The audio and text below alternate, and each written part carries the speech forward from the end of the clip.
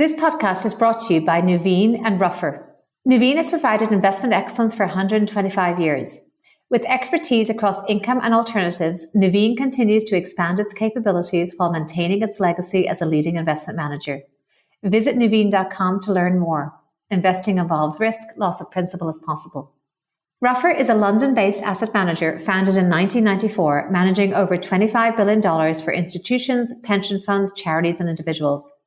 They have a single investment approach that aims to deliver positive returns across the full range of market conditions. Investing involves risk, loss of principal as possible. I think culture is critically important. If you think about any service firm, we don't have a patent like a pharmaceutical company does. We don't have a secret formula like Coca-Cola.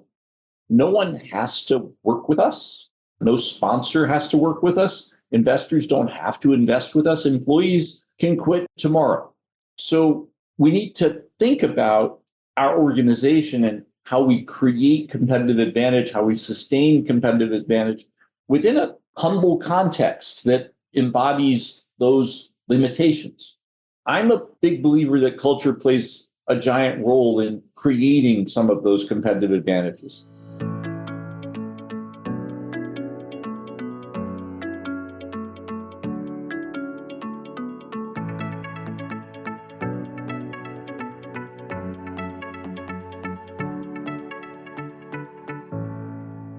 I'm Aoife Devitt, and welcome to the 50 Faces podcast, a podcast committed to revealing the richness and diversity of the world of investment by focusing on its people and their stories. I'm joined today by David Golub, who's president at Golub Capital, a direct lender and credit manager established in 1994 and celebrating its 30th anniversary this year. Welcome, David. Thanks for joining me today. Pleasure to be here. Let's start with your background and career journey. Can you start with where you were born, where you grew up, what you studied, and how you ended up in finance and investing? Sure. I always love to talk about the Golub Capital origin story. So I grew up in a suburb of New York City called New Rochelle, and my father was a psychiatrist and my mother was a psychologist. And the apocryphal version of the origin story is that my brother and I at the kitchen table when he was 11 and I was 9 were so sick of being asked about our dreams and how we were feeling that we started plotting our middle market loan empire. Not true. The truth is that I stumbled upon getting into direct lending. I studied government in college. I went on to get a master's in international relations. I thought for a while that I wanted to go into academia, but I found writing a master's thesis was very lonely. I missed the kind of collaboration that's common in a business world, but uncommon in an academic one. So I decided to go to business school and came out of business school, went into private equity. And it was really only 15 years into my career in private equity that my brother and I got together and started thinking about, well, how could we create a lending specialist that's focused on serving private equity firms? I'm going to come back to that father psychiatrist aspect because that's also the case for me, because I think it may relate a little bit to your interest in culture as we go back into that. So talking about now starting Golub, or joining 24 years ago, how did that come about? You mentioned the gap that you perceived in the market. How much of a leap was it to go from an established career and firm into starting more of a startup enterprise? Look, I think it was a giant leap. I had numerous friends who thought I was nutty. Oh, maybe I am nutty. But at the time, I remember a conversation that my brother Lawrence and I had. So he had started what is now Golub Capital in 1994, initially as a small private equity player. He wanted to do small buyouts. He saw a private equity industry that was growing to do larger and larger size transactions and thought he would create a firm focused on doing small ones.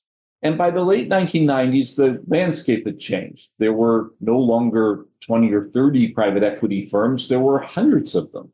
This idea of being different by being focused on small transactions really wasn't a viable differentiation strategy anymore. And I'd been in the private equity business working for a middle market focused firm for some time. And I had also noted the changes. And We got together and had a conversation about what was happening. And one of the insights that came out of this conversation, Ethan, was really interesting. The insight was the way all these deals are financed is not very smart. The standard way deals were financed in private equity at the time was you work at the bank to have a bank lend you about 3.5 times EBITDA. And the bank loan was subject to all kinds of crazy rules because the banks were regulated and they had a series of tick marks that they had to put next to your loan. Weren't really credit related tick marks. I had to amortize 50% within the first 4 years, couldn't be in this industry, couldn't be longer than X years. So if you were a private equity sponsor, you couldn't just have this bank loan because it was not as much credit as you wanted. So you also put in place a junior debt tranche underneath the bank loan. It was typically a mezzanine loan with an insurance company. And it was typically structured at that time as a loan and some penny warrants. And so not only was this hard to put together to begin with, because you had two different parties with two very different ways of looking at the world. You had to make sure they successfully negotiated an intercreditor agreement between them. But even worse, the day after you closed your buyout, you had two different lenders with very different goals. The mezzanine lender just wanted to get their mezzanine loan paid back and wanted to keep their free warrants. And the bank lender just wanted not to have to go back to investment committee, because the worst thing for a banker was to go back to investment committee that was always perceived as a negative. And you, the sponsor, well, what you wanted was to do add-on acquisitions or to invest in new projects. So you absolutely wanted more access to capital. So your interest and their interest just, they didn't align. So we had this conversation. We had this, what I call our Clay Christensen moment. I don't know if you're familiar with Clay Christensen. He was a professor at Harvard Business School for many years, and he was really a student of disruption. And our Clay Christensen moment was realizing there's a better answer. You don't have to have this cockamamie, convoluted, multiple layer cake structure for financing buyouts. You could have a specialist who provides all of the financing in a single loan, and that specialist is designed around the needs of private equity firms. It's designed to be able to provide incremental capital to you if that's what you want. It's designed to understand that sometimes private equity-backed companies hit speed bumps, and it can be long-term oriented and supportive and partnership oriented. So we came up with this idea, maybe we should create this idea that we were putting together this vision about.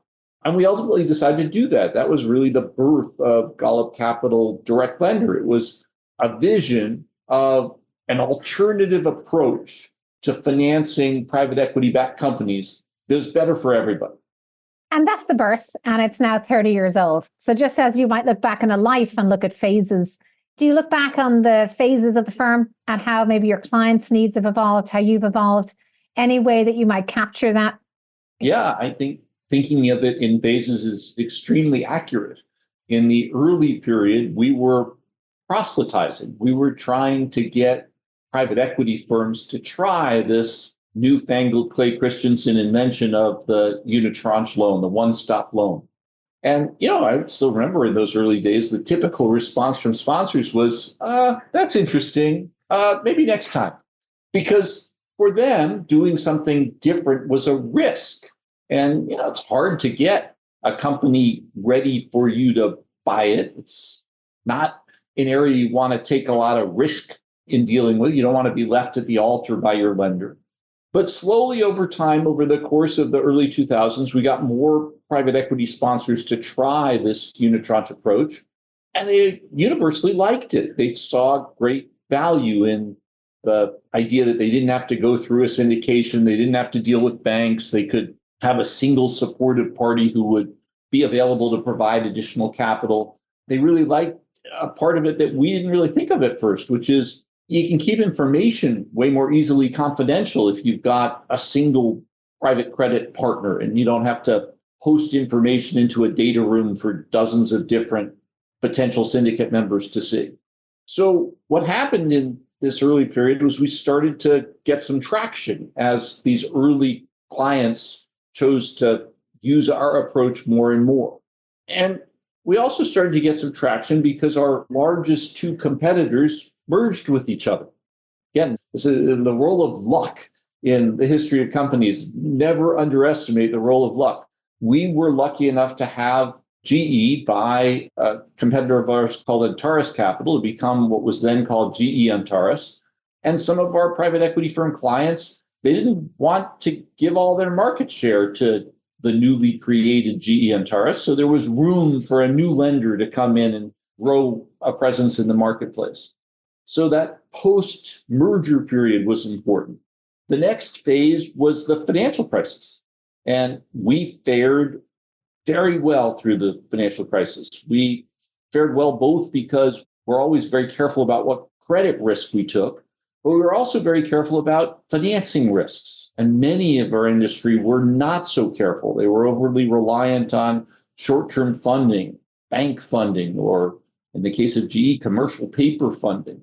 So we were, through the financial crisis and the aftermath of that, one of the only folks in our industry who had capital to be able to lend.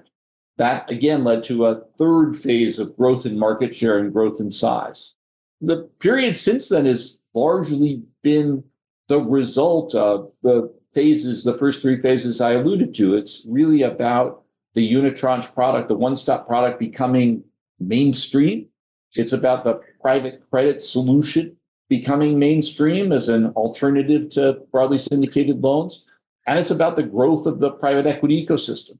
So it's interesting to think about it in phases. And I think part of what's interesting about Nathan is how much of what happened could not have been predicted.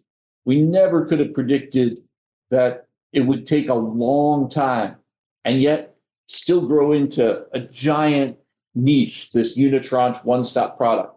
We couldn't have predicted that our biggest competitors were going to merge and create room for us in the marketplace. And we couldn't have predicted that there'd be a global financial crisis of the proportions of 2008 and that would end up being a good thing. We're going to take a short break to hear from one of the sponsors of this series, Ruffer, a London-based asset manager founded in 1994, which manages over 25 billion for institutions, pension funds, charities, and individuals.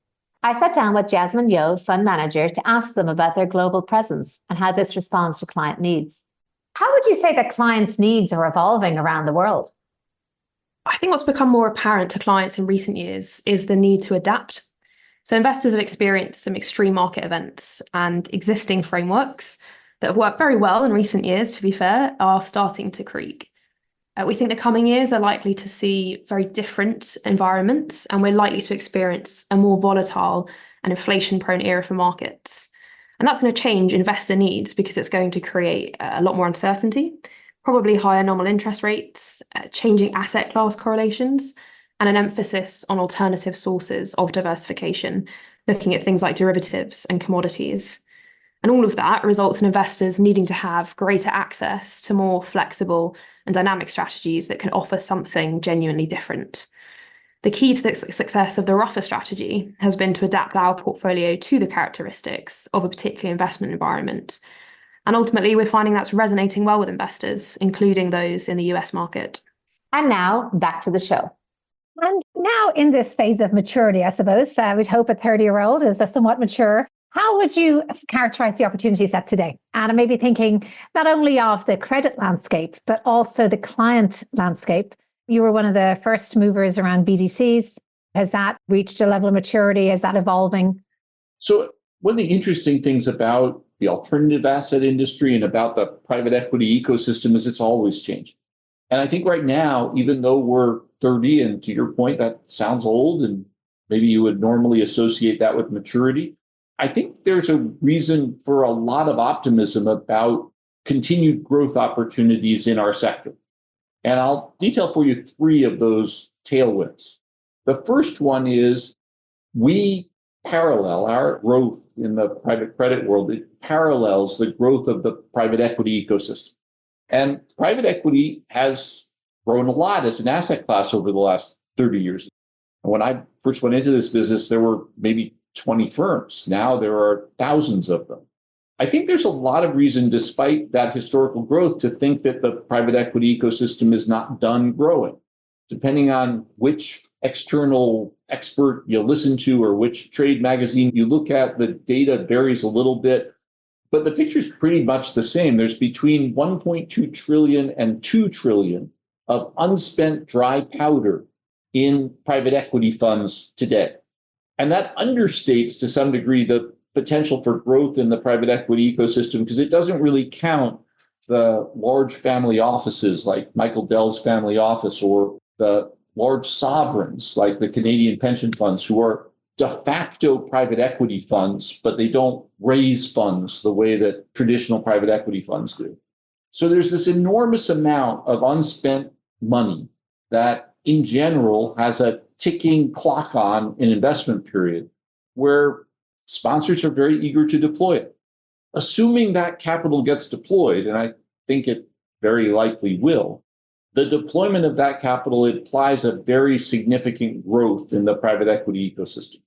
Simply finding companies to deploy $2 trillion will grow the private equity ecosystem by about 50%, maybe double.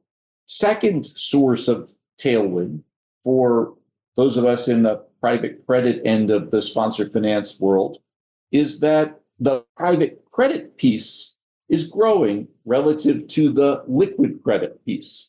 There's a lot of stories about this last year because private credit was gaining so much share relative to the broadly syndicated market and the high yield market that people saw it as a revolution. I think the circumstances last year were unusual, and I don't think that we're going to permanently see private credit players taking 80+% of the volume of new transactions. I think that was an oddity of last year when the broadly syndicated market was reasonably dislocated. But I do think over time that the proportion of the overall market that private credit represents is continuing to grow, and it's likely to see more market share gains over the coming years. The third tailwind is within private credit. So within sponsor finance, you've got an array of different lenders. They range in size, they range in sophistication. I think that what's happening right now is that the large, market-leading, well-established, well-run firms, that they're the best positioned. If you're a private equity firm today and you've got a capital markets team that's responsible for arranging the debt financing for your portfolio companies, you want to have a small number of go-to lender partners. You can't be friends with everyone. You're a small team.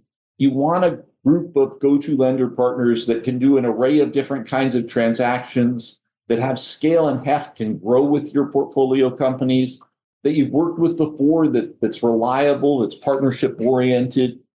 I think there are a small number of firms that tick all those boxes. We happily at Golub Capital, we're one of those firms. And so I think we are going to gain share within the private credit portion of the universe. So the pond is growing with all of private equity being a larger ecosystem. The private credit portion of that pond is growing faster than the liquid credit portion. And the large market leading player portion is growing fastest.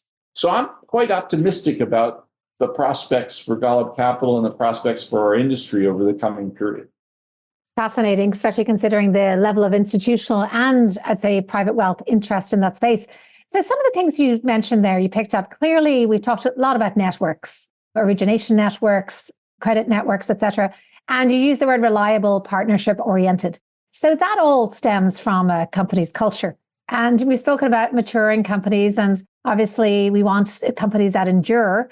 But a key component of that will be a culture that not only endures, but also evolves with the times. So I know you've spent a lot of time thinking about culture, and now we get back to the psychiatrist roots and psychologist roots, perhaps, because clearly what motivates people, how it incentivizes people, these all relate to what makes them want to work for a firm. So tell us what your current thinking around effective culture is. What are you seeking to achieve? What values are you seeking to embed? So I agree with you. I think culture is critically important. If you think about any service firm, we don't have a patent like a pharmaceutical company does. We don't have a secret formula like Coca-Cola. No one has to work with us. No sponsor has to work with us. Investors don't have to invest with us. Employees can quit tomorrow.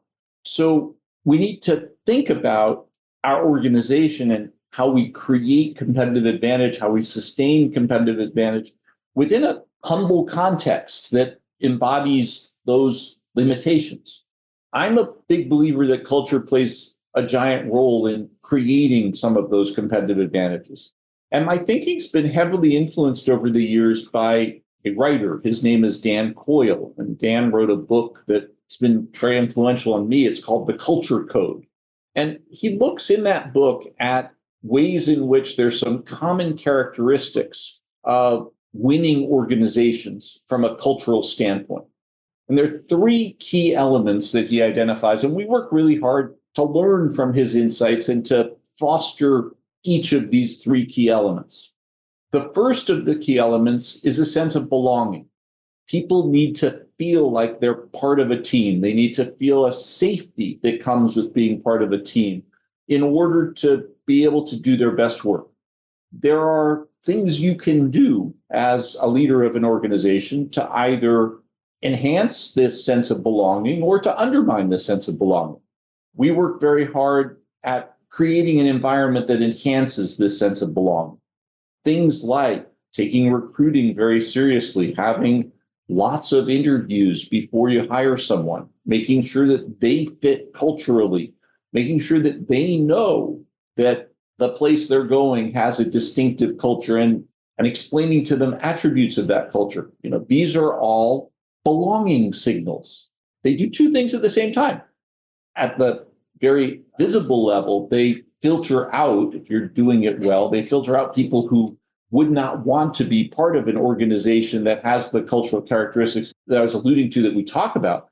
But the mere act of talking about this, the process involved in bringing someone on board, in onboarding them and inculcating them, these are all belonging signals. The second element that Coyle talks about is, he calls it sharing vulnerability. I actually have a way to describe it that I think is better. I think every organization, in order to do well, different groups within the organization need to trust each other because we're all interdependent. We can't achieve our goals all by ourselves. We can only achieve our goals as a team. So again, a culture that's focused on building trust between individuals within a team and between teams, that's acknowledging interdependence, that very vocally thanks both individuals within a team and other teams, that celebrates wins together, not as individual victories, but as team victories. These are all part of this notion that Coyle has of enhancing trust and interdependence. And the third piece, which for me is the first, and this is where we start, but Coyle describes it as a third, he talks about a sense of purpose. I talk about it as mission. I think everything starts with mission. So for us, our mission has long been best at sponsor finance. And as soon as you start talking about best at sponsor finance, and we talk about it a lot over and over and over again internally, it gives people a frame for thinking about how they should make decisions. It becomes an even more powerful frame when we combine that with some code words we use around our culture. We use the code words gold standard. What gold standard really means is we want to behave in a way that we would want to be treated if we were on the other side of the table. We want to be looked at as we're the model for the industry. So when you combine those two, we want to be best at sponsor finance, we want to be gold standard. If we do our jobs well in describing this to our team, they can make a lot of decisions autonomously, independently, without needing to go up the chain because they're going to know, well, choice A is consistent with being best in sponsor finance and gold standard, and choice B, hey, maybe it's profit maximizing this minute, but it's not consistent with being best at sponsor finance and being gold standard. So I'm a huge believer in this framework. Again, for me, a little different from Coyle. I start with mission and then go to belonging and interdependence. But I think it's a nice book. It's a nice frame for thinking about culture. Yes, it's a great book. And I've also become a disciple of some of that thinking. A couple of things just in terms of the building trust, because you gave some examples as to how that gets built. And I suppose what I want to ask is about the time that you expect employees to give to this cultural aspect, to doing these multiple interviews, to giving feedback, to really inculcating that, because I know feedback is an important part of both inculcating this culture and knowing that, say, different teams have the autonomy then to go ahead and make these decisions. How do you integrate that? Because everyone's busy, there's always so much to do. How do you prioritize this cultural aspect? Intentionality. Right? You're right. It's very easy to not have time for culture. One of the key decisions that I made, and it's probably about 10 years ago, came at the recommendation of our chief people officer, Carrie Willis, who's just had an enormous impact on Golub Capital. And Carrie suggested that we develop further our internal training and development programs. And his argument was, we're growing really fast. We can't recruit people who are talented enough to come in at middle levels and senior levels and get them to be Golubized. We won't be successful at that. We have to home grow the talent that we want to promote. And said the way we're going to do that is by spending a lot of resources developing a list of the key skills that are required for each level within each department. And then in connection with that, developing a set of training regimens that enable people to go from level 2 to level 3. What does such a person need to learn in order to have the skill sets to be successful one rung up? And this took an enormous amount of resources. I can't underestimate the amount of resources this took, because it was a huge undertaking to map every job in the firm and then to build individualized training regimens for each of those jobs. I was skeptical at first that this would have a giant impact. I'm no longer skeptical. It's had an enormous impact on our ability to successfully grow year over year for the last 25 years. And I think it's also been really critical from a culture standpoint, because everybody knows how invested we are in their success. And they know it because of what we do, not because of words. Words are easy. It's because of what we do in investing in their futures. And it's interesting, I think a disconnect between what's said and what's done is one of the hallmarks of usually a negative or ineffective culture. And everyone can spot that. I think that's one of the quickest things to spot. I'd love to move to some personal reflections now. So looking back at your own career, what would you say some of the highs and lows were? I made many, many mistakes. Early in my career, one of the investments that we made was in a deep discount drugstore chain that turned out to be a fraud. And that was a brutal experience to wake up one morning and discover that this company that we thought was beautiful was nothing like what it looked like. But interesting things happen in the face of challenge. I got seconded in the wake of that to spend about a year and a half living in Youngstown, Ohio, working beside the young Tony Alvarez. Tony's gone on to build Alvarez and Marsal into a giant firm. At the time, Alvarez and Marsal was 15 people. And I was, in retrospect, lucky enough to be seconded to be his lieutenant in turning around this company. It was an extraordinary learning experience. So that's the experience that flashed to me when you described your question, because it was both. It was both a low point and, in retrospect, a high point of my career. I don't think I've ever learned as much in a period of time in my career as I learned working with Tony. But boy, it was a tough time emotionally at the beginning of that process. And I'm sure Youngstown, Ohio was a challenging environment at that time. We've certainly seen it chronicled in many of the Appalachian stories of the Rust Belt. Youngstown was in a difficult place. I mean, again, one of the sad things about the demise of Farm Wars, it was one of the largest employers in Youngstown. And you're right, it was a depressed area. And of course, having lived through many cycles, you kind of answered my second question already in the challenges and lessons learned. But how do you hold your nerve throughout credit cycles? Because this latest credit cycle seems like it's a long time ago, and you seem to have fared quite well. But certainly, it's not for the faint-hearted or weak of stomach. some of the cycles that we work through. Any kind of, I suppose, wisdom that you've picked up over the years that helps you hold your nerve? So I'm going to give you an answer you may not expect. I worry. I don't know anybody who's good at credit who doesn't worry. There's maybe apocryphal story about Bill Russell that he threw up before every game he played in the NBA.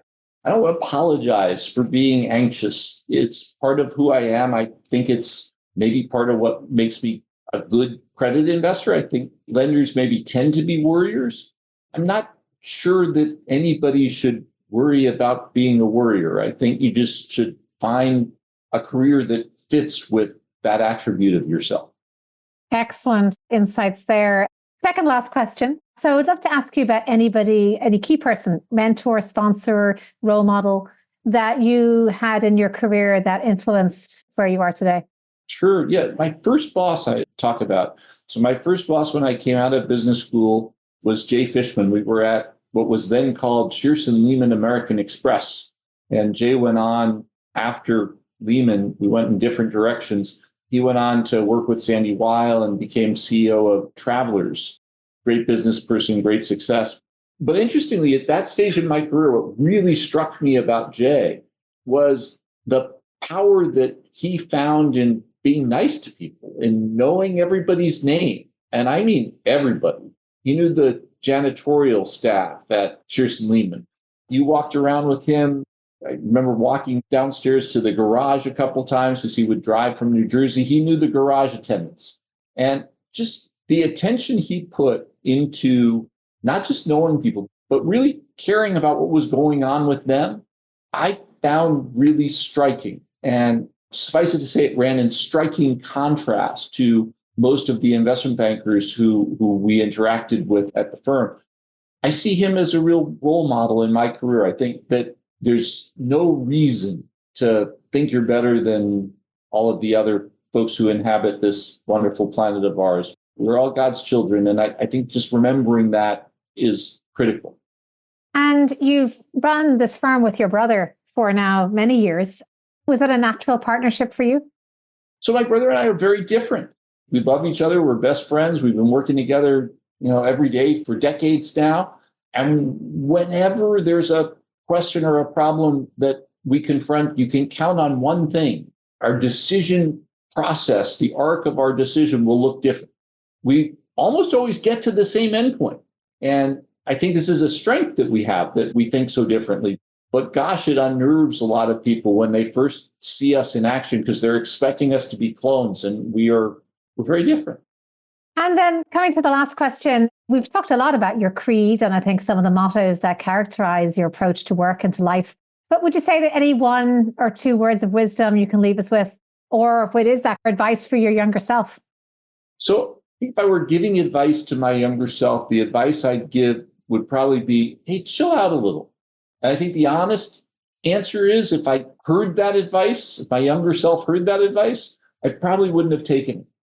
I think you'd probably be worried still, which is exactly what my takeaway about this is. So thank you so much, David. I think what my takeaway here is there are no shortcuts. You do the work, you do the worrying. There are no shortcuts here. And I don't think success in life is an absence of worrying. It's an ability to succeed despite the worrying and to succeed through that. So thank you so much for your kindness and coming here and opening up a little bit of the box around culture at Golub, as well as around the opportunity set. It's been hugely helpful to me.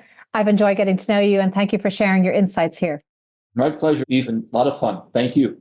I'm Ethan Devitt. Thank you for listening to the 50 Faces podcast. If you liked what you heard and would like to tune in to hear more inspiring investors and their personal journeys, please subscribe on Apple Podcasts, wherever you get your podcasts. This podcast is for informational purposes only and should not be construed as investment advice, and all views are personal and should not be attributed to the organizations and affiliations of the host or any guest.